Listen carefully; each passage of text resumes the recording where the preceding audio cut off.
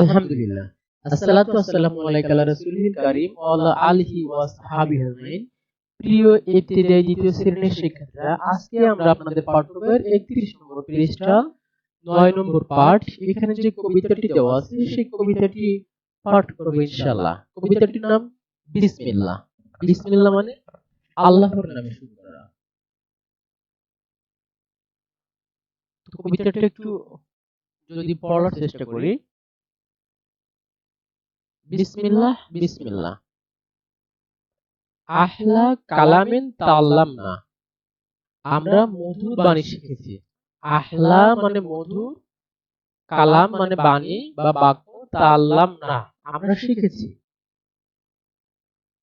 লাম্মা মানে যখন, নাকুল আমরা খাবো, লাম্মা যখন নাশরাব পান করব, লাম্মা নাকুল লাম্মা নাশরাব যখন আমরা খাবো যখন আমরা পান করব।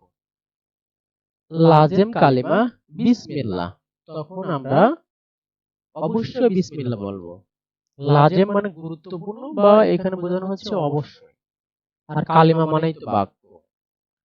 পরে বলা হচ্ছে লাম্মা নাকরা, যখন আমরা পড়বো, লাম্মা নাকতুব যখন আমরা লিখবো, লাজেম কালিমা বিসমিল্লাহ, তখন আমরা বিসমিল্লাহ বলবো।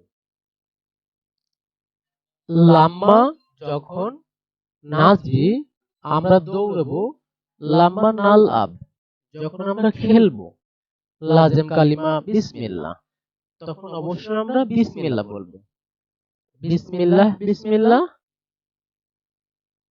আহলা কালামি তাআল্লামনা, আমরা মধুর বাণী শিখেছি। তো বিসমিল্লাহ আমরা কখন বলি? কোন কাজ শুরুর আগে বিসমিল্লাহ বলি।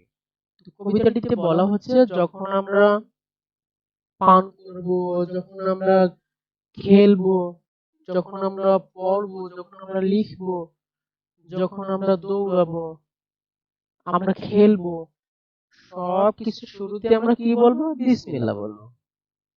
তো ঠিক আছে, আজকে এই পর্যন্ত। আল্লাহ হাফেজ।